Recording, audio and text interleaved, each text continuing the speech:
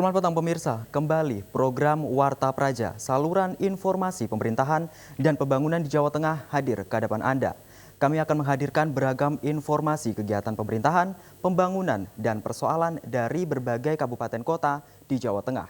Bersama saya, Alexa Putra, berikut Warta Praja selengkapnya.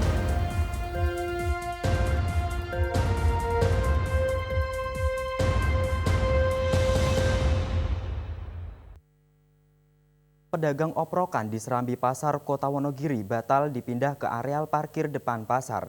Mereka kembali mengusung lapak dagangan ke Serambi karena tidak ada kejelasan soal lokasi baru. 16 lapak pedagang oprokan di Serambi atau Kanopi Pasar Kota Wonogiri diusung kembali oleh pemilik masing-masing. Mereka kembali berjualan di Serambi Pasar hanya beberapa saat setelah lapak mereka disingkirkan ke areal parkir oleh Satpam Pasar. Pasalnya, penempatan pedagang kanopi ke areal parkir ditentang para jukir. Sebaliknya, Satpam Pasar tidak mau dijadikan kambing hitam, sebab mereka hanya melaksanakan perintah Kepala Pasar. Sementara itu, Kepala Pasar Kota Wonogiri Hardoyo juga berkelit sebagai penyebab terjadinya pemindahan pedagang oprokan kanopi ke areal parkir.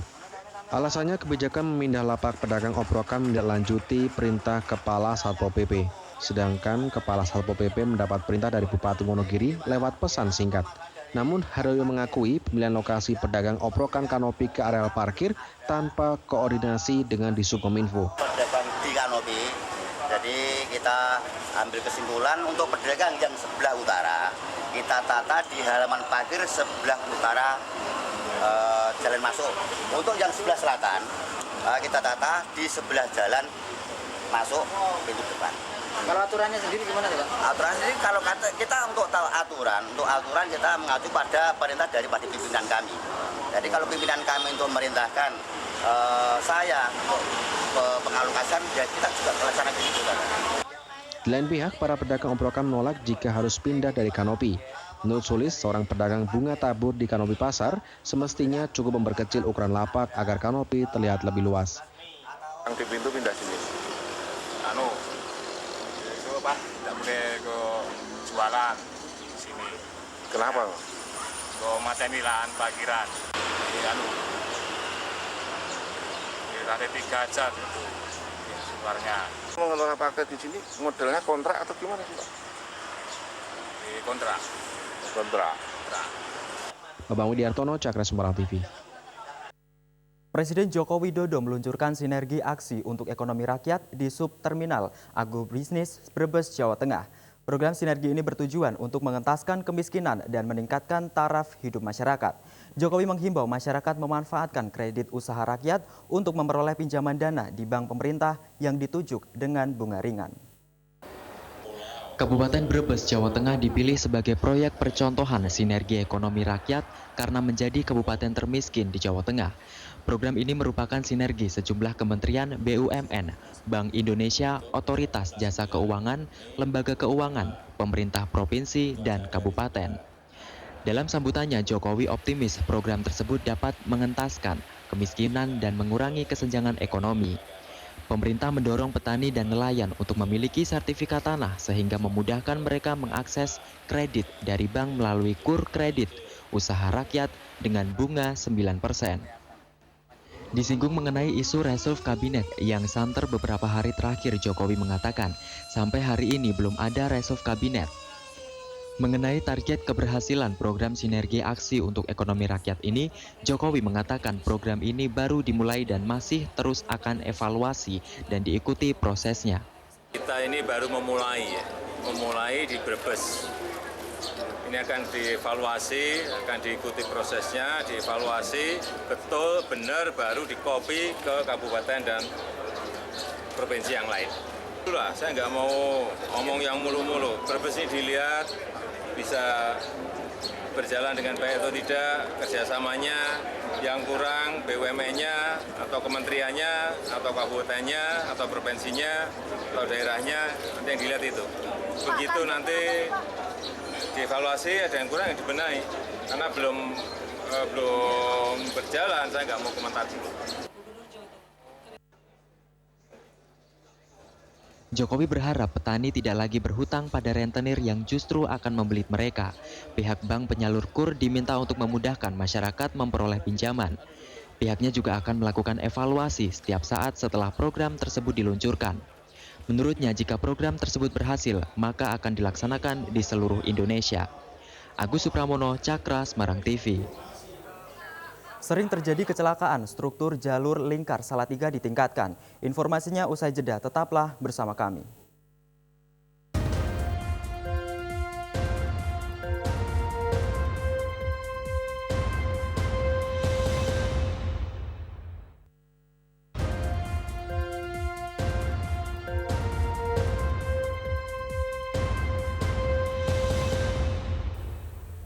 Terima kasih masih bersama kami dalam program Warta Praja. Akibat sering terjadi kecelakaan, kondisi jalan yang menurun, Bina Marga Provinsi Jawa Tengah melakukan peningkatan struktur jalan di turunan Salib Putih Jalur Lingkar Salatiga JLS. Kondisi aspal yang mudah bergelombang karena aktivitas kendaraan berat akan diganti dengan beton. Selain itu juga dilakukan peningkatan tinggi jalan di sejumlah titik. Sejumlah pekerja dari pihak kekanan Bina Marga Provinsi Jawa Tengah saat ini tengah mengerjakan proyek peningkatan struktur jalan di Jalan Lingkar Salatiga, atau lebih tepatnya di ruas turunan Salib Putih, Pendosari, Salatiga. Proyek dengan anggaran sebesar 9,6 miliar rupiah tersebut akan mengganti lapisan aspal sepanjang 500 meter dengan beton. Hal ini dilakukan karena aspal pada turunan Salib Putih JLS mudah bergelombang karena kendaraan berat selalu mengerem saat melintasi di jalan ini. Selain betonisasi, juga akan dilakukan peningkatan tinggi jalan setebal 50 cm di sejumlah titik untuk mengurangi tingkat kemiringan jalan. Menurut pengawas proyek, di turunan Salib Putih ini sering terjadi kecelakaan yang disebabkan remblong saat melintas pada turunan panjang. Diharapkan dengan adanya peningkatan struktur jalan dan meningkatkan tinggi jalan di sejumlah titik dapat menekan terjadinya kecelakaan. Derajatnya nggak pasti, bahkan dari terlihat lebih ekstrim, dan ini sudah diperbaiki dengan leveling LPA sama perbaikan mana yang perlu dikepas, mana yang perlu ditimbun, sehingga nantinya dari ujung jembatan sana sampai lampu merah Kopeng itu apabila ada kendaraan yang lewat itu bisa lebih nyaman, bisa tidak terjadi kecelakaan. Soalnya kan kalau dari existing ini rawan kecelakaan. Peningkatan struktur jalan ini menyusul pemerintah pusat mengambil alih pengelolaan JLS sebagai jalan provinsi. Dari total anggaran disiapkan bersumber APBN untuk pemeliharaan jalan nasional sebesar 13 miliar rupiah, mulai dari Bawen, JLS Ruwen hingga Pringsurat atau sepanjang 50,7 km. Sedangkan untuk JLS Salatiga sebesar 9,6 miliar rupiah. Agung Nugroho, Cakra, Semarang TV. Masih pendidikan, pemirsa, Kota Semarang menambah satu lagi SMP negeri di wilayah Kecamatan Genuk, Semarang, yakni SMP Negeri 43 Semarang. Pembangunan gedung SMP tersebut didanai dari USAID Australia dengan anggaran sekitar 2 miliar lebih. Dan di tahun ajaran 2016 ini sudah akan menerima siswa baru. Kabar gembira disampaikan Kepala Dinas Pendidikan Kota Semarang, Bunyamin, terutama bagi warga yang berada di wilayah Genuk. Di tahun 2016 ini, Dinas Pendidikan Kota Semarang memastikan menambah lagi satu sekolah menengah pertama negeri, yakni di Kelurahan Banget Ayu Kulon. Bangunan SMPN 43 sendiri berdiri di lahan Pemkot Semarang, namun dibangun oleh Yayasan USAID dari Australia sebesar 2 miliar rupiah lebih.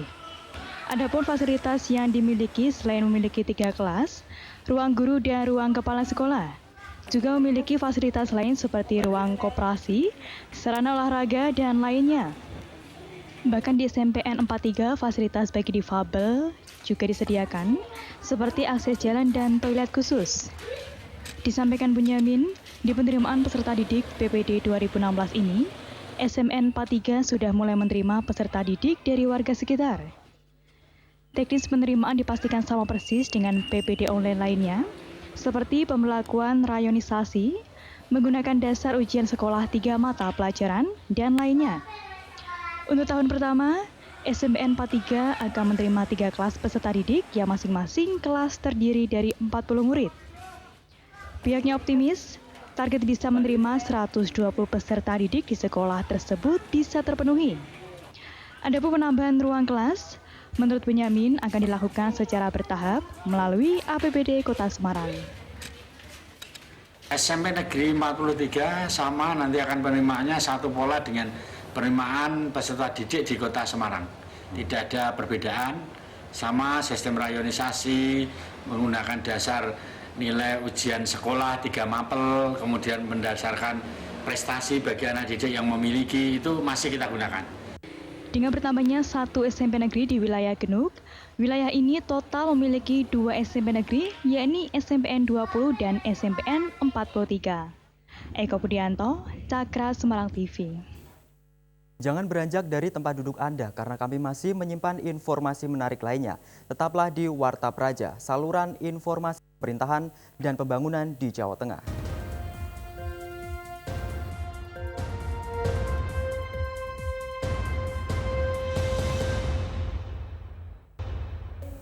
Terima kasih Anda masih menyaksikan Warta Praja. Belum terrealisasinya rencana pembangunan Jateng Park terus mendapat sorotan dari anggota DPRD Provinsi Jawa Tengah. Anggota Komisi B DPRD Jawa Tengah mendesak agar feasibility study atau studi kelayakan serta bisnis plan pembangunan segera diselesaikan pada akhir bulan ini. Anggota Komisi B DPRD Jawa Tengah Ahsin Makruf mengatakan rencana pembangunan Jateng Park yang hingga kini masih dilakukan pembahasan agar segera direalisasikan. Selain proses regulasi pembangunan sudah hampir selesai, juga 2 izin yang sebelumnya menjadi kendala pembangunan, yakni izin kesepakatan dengan pihak perhutani maupun Kementerian PU terkait rencana pembangunan telah berada di tangan Pemprov Jawa Tengah. Sehingga pihaknya menilai tidak ada lagi kendala yang dapat menghambat proses pembangunan Jateng Park. Menurutnya meski proses regulasi pembangunan Jateng Park telah tuntas, namun tidak serta-merta Pemprov Jawa Tengah segera melakukan studi kelayakan dan bisnis plan. Untuk pelaksanaan ini, Pemprov membuat unit usaha baru yang gandeng bersama dengan perhutani. Nah, unit usaha baru inilah yang nanti menjadi operator untuk pelaksanaan pembangunan, operator untuk pengelolaan Jateng Park. Nah, ini kami menyambut baik dan target proses itu semua nanti maksimal Desember 2016 ini harus sudah selesai dan Januari 2017 fisik sudah harus groundbreaking. Sementara itu menyikapi rencana pembangunan wahana wisata Jateng Park, Gubernur Jawa Tengah Ganjar Pranowo berharap agar groundbreaking dilakukan pada akhir tahun 2016 ini. Pasalnya regulasi serta perencanaan telah mendapat kesepakatan dengan pihak terkait. Nanti urusan Jateng Park kita harapkan tahun ini saya minta groundbreaking. Kalau urusan yang lain sudah beres. Soal saham gimana Pak Gub? Oh, sahamnya biar diurus teknisnya lah. Saya nggak terlalu menguasai soal ini. Rajif Saiful, Cakra Semarang TV. Sementara itu destinasi wisata di Jawa Tengah kini semakin lengkap, terlebih dengan hadirnya objek wisata baru Jepara Ocean Park yang belum lama ini diresmikan oleh Gubernur Jawa Tengah Ganjar Pranowo. Di tengah krisis globalisasi, upaya meningkatkan pariwisata merupakan sarana alternatif agar kondisi ekonomi dapat terus terjaga. Meski begitu, untuk menjadi magnet bagi pengunjung serta mampu bersaing dengan daerah lain, masyarakat perlu dibekali dengan keahlian dan keterampilan yang memadai. Sehingga dengan adanya upaya tersebut diharapkan bisa memberikan manfaat yang besar bagi masyarakat setempat dan sekitarnya. Hal ini seperti yang diungkapkan oleh Gubernur Jawa Tengah Ganjar Pranowo seusai meresmikan Jepara Ocean Park pada Minggu kemarin. Menurut Ganjar, dengan diresmikan wahana wisata baru tersebut, saat ini jumlah destinasi wisata di Jawa Tengah telah mencapai 348. Meski begitu, pihaknya menyambut baik dengan COP ini. Menyusul destinasi wisata bahari ini didirikan dengan mengandalkan kekuatan potensi lokal yang ada di Kabupaten Jepara. Manajemen ini nanti segera belajar. Tadi saya sudah pesankan kalau sudah membangun seperti ini, inovasi harus jalan terus. Kalau perlu belajar ke tempat-tempat yang lebih hebat, kayak Disneyland gitu. Dan mereka sudah belajar kemarin melihat di Hong Kong juga, sehingga kita harapkan inspirasi itu nanti bisa diterapkan bagaimana pengelolaan tempat-tempat wisata seperti ini yang lebih modern. Ya. Sementara itu, owner Jepara Ocean Park, Ahmad Turmuzi mengklaim wahana wisata ini nantinya akan menjadi wahana wisata terbesar. Selain investasi yang diberikan mencapai 100 miliar rupiah, juga wisata buatan tersebut dibangun di atas lahan seluas 11 hektar, tepatnya di kawasan Mororejo, Kabupaten Jepara, dan diproyeksikan mampu menampung sekitar 20.000 pengunjung. Ingin menggarap potensi laut yang ada di salah satu yang ada di Jepara. Dengan dipadukan waterboom yang ada di tempat-tempat lain. Sehingga kami punya keunggulan perpaduan antara wisata bahari dan wisata waterboom. Itu aja yang ingin. Rajib Saiful, Cakra Semarang TV. Di Rembang ada sebuah desa yang mendapatkan julukan Kampung Joglo. Desa tersebut serius melestarikan rumah adat Jawa Tengah yang terancam musnah. Bahkan pihak desa telah mengeluarkan peraturan guna melindungi keberadaan rumah joglo. Apa saja tantangan pihak desa untuk melestarikan rumah joglo? Informasi ini sekaligus mengakhiri perjumpaan kita dalam program Warta Praja. Anda juga dapat mengirimkan kritik, saran atas pembangunan atau pelayanan birokrasi dengan menghubungi redaksi kami melalui SMS di nomor 0896 7091 1432. Warta Praja, saluran informasi pemerintahan dan pembangunan di Jawa Tengah. Warta Praja turut membangun dan menguatkan otonomi daerah. Sekian Warta Praja kali ini. Jangan lewatkan seputar Jawa Tengah malam sesaat lagi. Saya Alex Saputra serta kerabat yang bertugas undur diri. Selamat malam dan sampai jumpa. Namanya Desa Pondok Rejo, Kecamatan Bulu, berjarak hampir 30 km sebelah selatan pusat kota pemerintahan Kabupaten Rembang. Desa ini disebut Kampung Joglo karena mayoritas masyarakatnya memiliki rumah joglo. Dari total 470-an kepala keluarga, 310 diantaranya menempati rumah joglo, rumah khas Provinsi Jawa Tengah. Mulai joglo kuno hingga joglo modifikasi. Nah, Sumarno salah satu warga yang mempunyai rumah joglo kuno karena bangunan miliknya sudah berusia 70-an tahun. Kerap kali kolektor barang antik mengincar rumah joglo kuno dengan tawaran harga yang menggiurkan. Namun, ia masih tetap mempertahankan demi menjaga warisan budaya leluhur. Diwariskan ke anaknya, otomatis bagi anak yang perempuan itu orang tua kayak diharuskan membuat rumah joglo itu. Meskipun mungkin ada yang nawar gitu. Yang nawar memang banyak untuk perusahaan antik-antikan itu, cuma kan dari warga sini tidak dijual. Beda lagi dengan rumah joglo milik Suhirno, bangunan mengikuti tren perkembangan zaman, yakni menggabungkan antara konsep joglo asli dan ukir-ukiran khas Jepara. Ia butuh waktu setahun lebih menyelesaikan rumahnya. Anggaran yang tersedot menghabiskan 200 juta lebih. Meski demikian, Suhirno mengaku puas karena rumah joglo memiliki cita rasa tersendiri. Mengumpulkan uang dari sedikit demi sedikit kerja merantau. Saya kumpulkan kepinginnya itu punya rumah yang unik juga untuk lebih bagus ini. Baik joglo kuno maupun joglo modern, bentuk bangunan tidak meninggalkan ciri khasnya. Yang pertama, mengandalkan bahan kayu jati. Di bagian depan, teras bentuknya memanjang. Kemudian setelah itu ada bagian pendopo yang cukup luas untuk ruang tamu maupun bersantai bareng keluarga.